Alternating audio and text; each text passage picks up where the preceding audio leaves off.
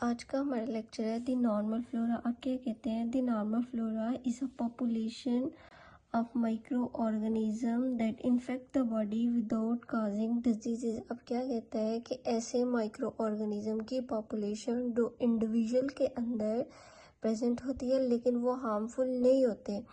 ये basically naturally ही कुछ by birth time से ही प्रेजेंट होते हैं। उसके अलावा ये जो होते हैं नॉर्मल फ्लोरा, ये माइक्रोब्स की बैकअप इम्यूनिटी होते हैं जो ह्यूमन की बॉडी के अलग अलग पार्ट्स में क्या प्रेजेंट होते हैं। फॉर एग्जांपल स्किन के अंदर प्रेजेंट होती है, माउथ के अंदर प्रेजेंट होता है, इंटेस्टाइन के अंदर एक्सेट्रा। ये जो नॉर्मल फ्लोरा होते हैं ना, ह्यूमंस की हेल्थ के लिए भी हेल्पफुल होते हैं। कैसे? जैसे कि पैथोजेनिक डिजीज से हमें क्या करते हैं, बचाते हैं, डाइजेशन वगैरह में भी हेल्प करते हैं। उसके बाद उसने एग्जाम्पल दिया है कौन सी, the relationship between the body and its normal flora is an example of the symbiosis. अब क्या कहता है कि किस चीज़ की उसने एग्जाम्पल दी है, सिम्बायोसिस की। अब ये सिम्बायोसिस क्या होता है? ऐसा रिलेशनशिप जो दो डिफरेंट स्पीशीज के दरमियान होता है, ये एक क्लोज और लॉन्ग इंट्रैक्शन होता है, इसको क्या कहते हैं, सिम्बायोसिस।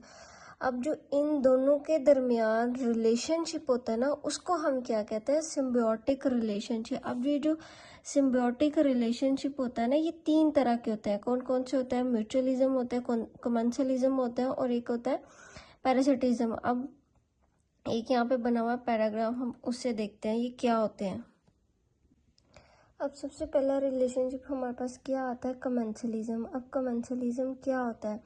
अब जो हमारे पास आती हैं दो स्पीशीज, एक ह्यूमन होस्ट हो गया और दूसरा जो माइक्रो ऑर्गेनिज्म होता है। अब इन दोनों का कमेंसलिज्म में क्या रिलेशनशिप है, वो क्या होता है? अब कहते हैं कि कमेंसलिज्म वो वाला रिलेशनशिप होता है, only the bacteria benefit human host not harm. Commensalism उसको कहते हैं कि ये जो बैक्टीरिया एंटर होता है ह्यूमन की बॉडी में, ह्यूमन होस्ट में, वो ह्यूमन से बेनिफिट तो ले रहा होता है लेकिन इन बैक वो ना तो उसे बेनिफिट दे रहा होता है, ना ही उसे क्या कर रहा होता है, हाँ हार्म दे रहा होता है। मतलब कि उसे ना कोई नुकसान दे रहा होता है और ना ही कोई फ़ायदा पहुंचा रहा होता है। इसके एग्जांपल में इसने क्या बताया सियानोबैक्टीरियम स्पीशीज़ की बताई हैं, और दूसरा कौन सा बताया, माइक्रो बैक्टीरियम की स्पीशीज़ होती हैं। अब दूसरा उसने क्या रिलेशनशिप बताया, म्यूचुअलिज्म का। अब म्यूचुअलिज्म क्या होता है, both the bacteria and human host benefit, कि इसमें बैक्टीरिया भी बेनिफिट ले रहा होता है और होस्ट भी बेनिफिट ले रहे होता है। दोनों ही स्पीशीज जो है वो एक दूसरे से क्या ले रही होती हैं, फ़ायदा ले रही होती हैं। इसमें किस चीज़ की एग्जांपल दी है, इकोलाई की दी है कि E coli species in large intestine, कि जो लार्ज इंटेस्टाइन में इकोलाई का जो माइक्रो ऑर्गेनिज्म प्रेजेंट होता है वो हेल्प करता है कि आपकी लाइक स्टूल में, इन सब चीज़ों में ये जो बैक्टीरिया वो हेल्प करता है। विच मीन्स के ये जो माइक्रो ऑर्गेनिज्म है, अगर आपकी बॉडी से आप कोई खुराक ले रहा है तो इन बैक आपको ये बेनिफिट भी दे रहा है। अब तीसरा हमारे पास क्या आ जाता है, पैरासिटिज्म। अब पैरासिटिज्म क्या होता है, only the bacteria benefit human host harm. ये वो वाला पैरासाइट है, ये वो वाला बैक्टीरिया है जो आपसे ह्यूमन बॉडी से, होस्ट से बेनिफिट तो लेगा लेकिन इन बैक आपको क्या देगा, नुकसान, हार्मफुल होगा आपके लिए। फॉर एग्जांपल उसने क्या बताया, पैथोजेनिक बैक्टीरिया। पैथोजेनिक वो वाले बैक्टीरिया होते हैं जो आपको बॉडी में डिजीज काज करते हैं, फीवर काज करते हैं, उसको हम क्या कहते हैं, पैथोजेनिक बैक्टीरिया। अब ये जो पैथोजेनिक बैक्टीरिया है ये भी क्या है, पैरासिटिज्म, जो कि आपकी बॉडी से खुराक भी ले रहा है, आपको वो खुद को फ़ायदा भी दे रहा है लेकिन इन रिटर्न आपको वो नुकसान दे रहा है। इसको क्या कहते हैं, पैरासिटिज्म। इसमें उसने किस चीज़ की एग्जांपल दी थी, पैथोजेनिक बैक्टीरिया की। उसके अलावा आप अनदर एग्जांपल देखें, जैसे कि मैंने लास्ट लेक्चर में एग्जांपल दी थी पैरासाइट में कि उसकी प्लाज्मोडियम की। ये ऐसा बैक्टीरिया है, ऐसा माइक्रो ऑर्गेनिज्म है कि ये आपके जब आपकी बॉडी में एंटर होता है तो ये बहुत से नुकसान देता है आपकी बॉडी को। और कौन सी डिजीज़ काज करता है, मलेरिया की। और ये इम्पोर्टेंट है ज़्यादातर शॉर्ट क्वेश्चन के लिए या फिर एमसीक्यूज़ के लिए। नेक्स्ट है हमारे पास occurrence of normal flora, which means का जो नॉर्मल फ्लोरा है वो हमारी बॉडी के कौन कौन से हिस्से में प्रेजेंट होता है।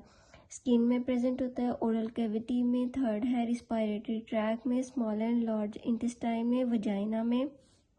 एंड 3 ऐसे हिस्से हैं जहाँ पे नॉर्मल फ्लोरा हमारी बॉडी में प्रेजेंट नहीं होता, ब्लड एंड यूरिन में। And second one is stomach. अब थोड़ी सी इसकी डिटेल में पढ़ते हैं कि कौन कौन सा नॉर्मल फ्लोरा या बैक्टीरिया प्रेजेंट होता है। स्किन सबसे पहले हमारे पास आता है स्किन।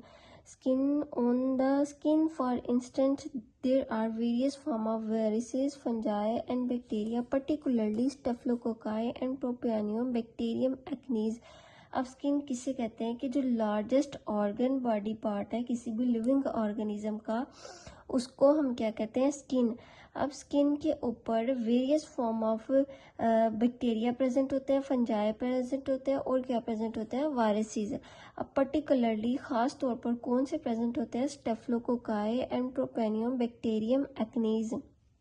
जब लिविंग ऑर्गेनिज्म की इम्यूनिटी बहुत ज़्यादा वीक हो जाती है और वो हमारे जो नॉर्मल फ्लोरा है उनके अगेंस्ट नहीं लड़ सकते, तो फिर क्या होता है कि ये जो बैक्टीरियाज होते हैं नॉर्मल फ्लोरा, वो क्या करते हैं, एक्नीस बना देते हैं, क्या करते हैं, दाने बना देते हैं। उसके अलावा जो स्टेफिलोकोकाई है वो छाले बना देते हैं, फोड़े वगैरह, ये सब जो है वो आपकी बॉडी पर बनना शुरू हो जाता है। क्यों बनना शुरू हो जाता है, क्योंकि इम्यूनिटी बहुत ज़्यादा वीक हो जाती है और ये जो नॉर्मल फ्लोरा है उनके अगेंस्ट वो नहीं लड़ सकते, फिर इस वजह से ये आपको दाने वगैरह बनने शुरू हो जाते हैं, पस वगैरह के। सेकंड क्या है हमारे पास, oral cavity. The oral cavity commonly contain members of the genera Neisseria, Leptotrachea and the bacterioid as well as many diphtheria like bacilli, fungal and spores and streptococci। अब ओरल कैविटी किसे कहते हैं, mouth को, जहाँ से आप food intake करते हैं उसको क्या कहते हैं, ओरल कैविटी। अब ओरल कैविटी के अंदर ये सब जो है नॉर्मल फ्लोरा प्रेजेंट होते हैं and most important streptococci oral cavity के अंदर प्रेजेंट होता है। स्किन के अंदर कौन सा प्रेजेंट होता है, स्टेफिलोकोकाई, एंड ओरल कैविटी के अंदर स्ट्रेप्टोकोकाई प्रेजेंट होता है। इन दो चीज़ों का हमने क्या करना है, डिफरेंस का ख्याल रखना है कि जब एमसीक्यूज में पूछेंगे कि स्किन के अंदर कौन सा प्रेजेंट होता है, स्टेफिलोकोकाई, एंड ओरल कैविटी के अंदर कौन सा प्रेजेंट होता है, स्ट्रेप्टोकोकाई। अब थर्ड है हमारे पास रिस्पायरेटरी ट्रैक। अब रिस्पायरेटरी ट्रैक उससे कहते हैं कि जहाँ से हम सांस ले लेते हैं उसको क्या कहते हैं, रिस्पायरेटरी ट्रैक।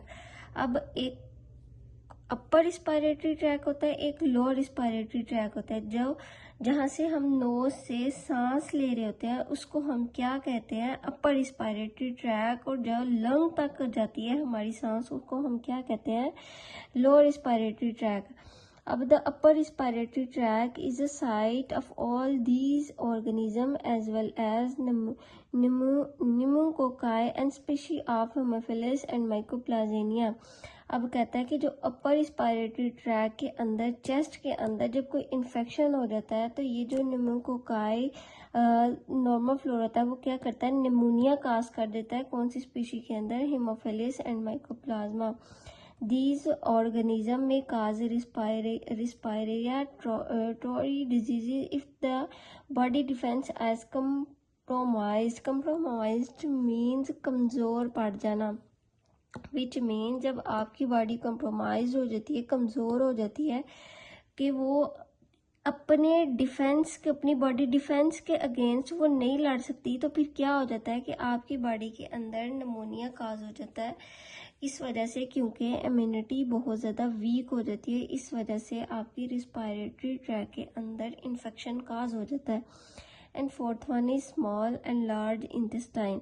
अब जो स्मॉल और लार्ज इंटेस्टाइन के अंदर कौन सा नॉर्मल फ्लोरा प्रेजेंट होता है, later part of the small intestine and large intestine abound with micro organism, which means कि स्मॉल और लार्ज इंटेस्टाइन के अंदर बहुत से माइक्रो ऑर्गेनिज्म प्रेजेंट होते हैं। कौन कौन से प्रेजेंट होते हैं, bacteroid species are numerous together with clostridium spores. अब ये जो बैक्टीरियोड्स होते हैं और क्लोस्ट्रोडियम स्पोर्स होते हैं वो मिल के रहते हैं।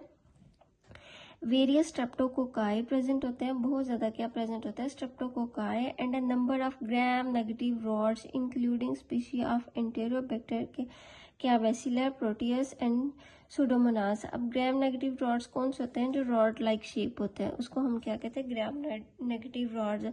अब ये जो सारे होते हैं नॉर्मल फ्लोरा वो किस में प्रेजेंट होते हैं? लार्ज इंटेस्टाइन में। E coli, Escherichia coli is a well known resident of the intestine. की ये जो मेन होता है ई कोलाई, जिसको हम एस्क्रिशिया कोलाई कहते हैं, ये मेन होता है आपकी लार्ज इंटेस्टाइन के अंदर प्रेजेंट होता है, जो कि क्या करता है? हेल्प करता है, हमें बेनिफिट देता है। और दूसरा क्या है? एज इस कैंडिडा एल्बिकेंस द यीस्ट। अब यीस्ट कैसे कहते हैं? कि जिसके अंदर सिंगल सेल प्रेजेंट हो। ये भी एक टाइप है फंजाई की, इसको हम क्या कहते हैं? यीस्ट। अब यीस्ट की ही एक टाइप है कैंडिडा एल्बिकेंस, ये भी स्मॉल इंटेस्टाइन के अंदर प्रेजेंट होता है। और ये जब इन्फेक्शन काज करती है तो ये मोस्टली आपकी स्किन के ऊपर रेडनेस कर देती है, दाग धब्बे वगैरह बना देती है। उसके बाद हमारे पास फिफ्थ वन आता है vagina. In female lactobacillus is a notable component of the vagina. Other organism may be located near the urogenital orifice in both males and female. अब वजाइना कहते हैं कि फीमेल यूरिनरी ट्रैक को हम क्या कहते हैं? वजाइना। अब कहते हैं कि जहाँ से जिस होल से यूरिन पास हो रहा होता है उसके अंदर एक नॉर्मल फ्लोरा प्रेजेंट होता है लैक्टोबैसिलस, जो कि हमें डिजीज काज करने से या इन्फेक्शन काज करने से बचाता है। अब 6.1 में क्या कहता है कि the blood and urine are usually sterile unless disease is in progress. अब कहता है कि जब बाय बर्थ आपकी बॉडी के अंदर ना तो ब्लड के अंदर और ना ही यूरिन के अंदर कोई भी माइक्रो ऑर्गेनिज्म प्रेजेंट नहीं होता, ये क्या होते हैं? स्टीराइल होता है। स्टीराइल मीन्स कि ये माइक्रो ऑर्गेनिज्म इसके फ्री होता है, बिल्कुल भी इसके अंदर माइक्रो ऑर्गेनिज्म नहीं प्रेजेंट होते। Disease is in progress which means के अनलेस तब तक ये स्टेराइल रहता है इसके अंदर, तब तक माइक्रो ऑर्गेनिज्म या डिजीज कोई भी इन्फेक्शन काज नहीं करती, जहाँ जब तक आपकी बाहर से कोई माइक्रो ऑर्गेनिज्म आके अटैक ना करे तब तक ये क्या रहते हैं? स्टेराइल रहते हैं। लास्ट वन है हमारे पास stomach. The stomach in humans is generally without a normal flora mainly due to the low pH of its content. अब कहते हैं कि स्टमक के अंदर भी नेचुरली नॉर्मल फ्लोरा प्रेजेंट नहीं होते। क्यों प्रेजेंट नहीं होते? क्योंकि इसकी जो पीएच है वो बहुत ज़्यादा क्या होती है? लो होती है। अब पीएच हम किसे कहते हैं? कि negative block of hydrogen ion concentration, हम इसको क्या कहते हैं? पीएच। अब जो होती है वो पीएच लो होती है। कैसे लो होती है? सबसे पहले हम देखेंगे कि ये हमारे पास आ जाता है स्केल पीएच का।